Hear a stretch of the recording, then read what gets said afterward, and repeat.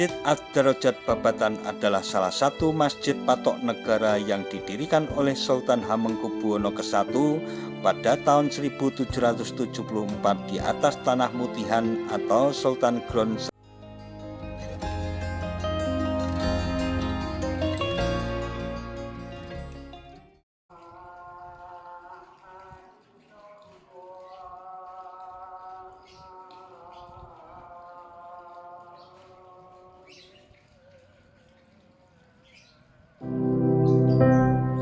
Assalamualaikum warahmatullahi wabarakatuh. Mitra DMTV, semoga kita selalu dalam limpahan rahmat dan hidayahnya, serta selalu dalam lindungan Allah Ta'ala. Pada kesempatan kali ini kita akan mengulas tentang Masjid Patok Negoro Babatan yang merupakan bangunan sejarah serta kondisinya saat ini.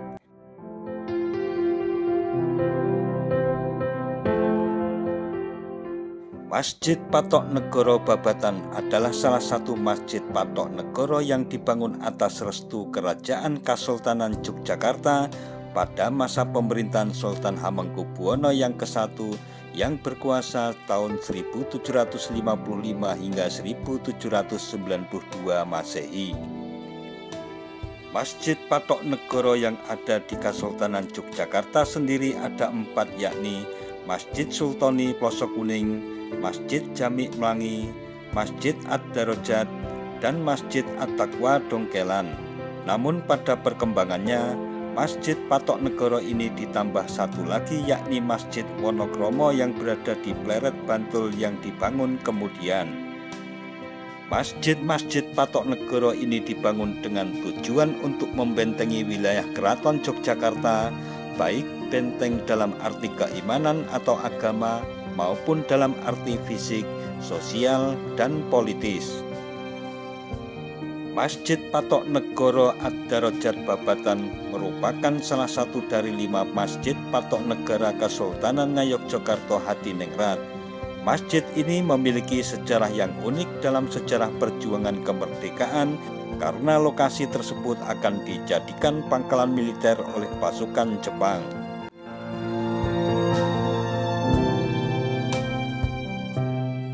Masjid Patok Negoro Ad-Darajat Babatan berada di Desa Babatan, Kecamatan Banguntapan, Kabupaten Bantul, Provinsi Daerah Istimewa Yogyakarta. Masjid Ad-Darajat Babatan adalah salah satu masjid patok negara yang didirikan oleh Sultan Hamengkubuwono ke-1 pada tahun 1774 di atas tanah Mutihan atau Sultan Ground seluas 120 meter persegi.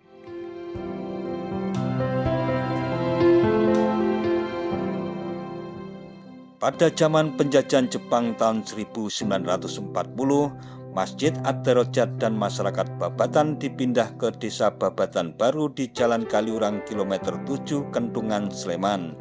Perpindahan ini dikarenakan saat itu daerah Babatan terkena pelebaran pangkalan pesawat terbang dan sebagai gudang senjata.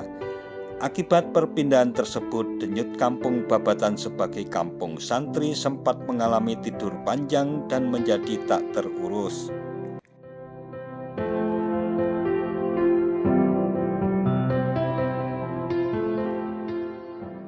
Saat terjadi pengusiran oleh Jepang, memang tidak semua penduduk ikut boyong ke Kentungan.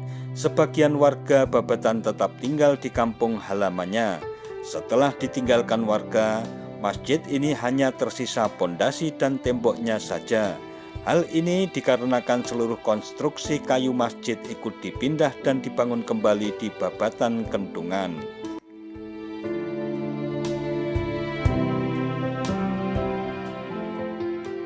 Setelah Jepang kalah dalam Perang Dunia Kedua, yang akhirnya seluruh personil dan tentaranya meninggalkan Indonesia, secara otomatis pembangunan perluasan pangkalan udara pun urung dilaksanakan.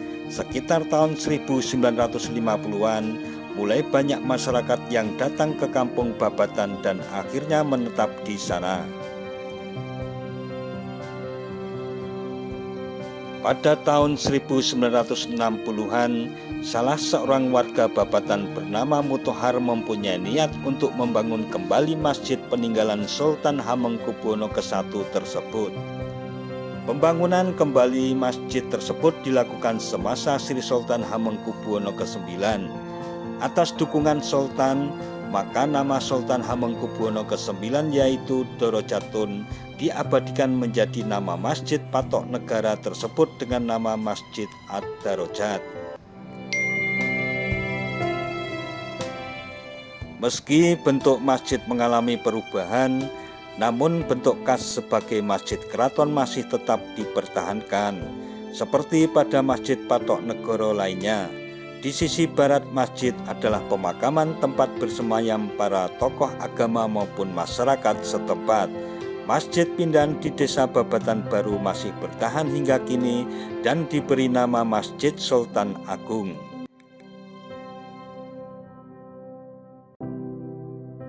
Karena latar belakang sejarah demikian ini, antara warga Babatan dengan Babatan Baru Kentungan meskipun terpisah secara geografis, namun tetap terjalin hubungan yang harmonis. Setiap tahun menjelang datangnya bulan suci Ramadan, banyak warga Babatan Baru yang datang ke Babatan untuk menggelar acara tradisi nyadran. Silaturahmi setiap kegiatan nyadran tersebut berlanjut saat Lebaran Idul Fitri tiba, karena banyak juga di antara mereka yang masih merupakan saudara-saudara. Pertama kali masjid ini dibangun pada tahun 1774. Arsitektur Masjid Ad-Darajat sama persis dengan ketiga Masjid Patok Negara lainnya. Kesamaan bentuk masjid tersebut terlihat hampir di semua bagian. Bangunan ruang utama masjid menggunakan konstruksi joglo dengan 4 soko guru dan terdapat pawestren di sampingnya. Serambi masjid menggunakan konstruksi bentuk limasan serta terdapat kolam di sebelah timur masjid sebagai tempat bersuci sebelum memasuki masjid. Di depan masjid juga terdapat pohon kepel. Dikarenakan pengusiran oleh Jepang pada tahun 1940-an, bersamaan dengan boyongnya penduduk Babatan ke Kentungan, seluruh bangunan masjid ikut dipindah dan dibangun kembali di daerah Kentungan. Tempat tersebut kemudian diberi nama Kampung Babatan Baru. Baru pada tahun 1960-an, bekas lokasi masjid di Babatan kembali dibangun.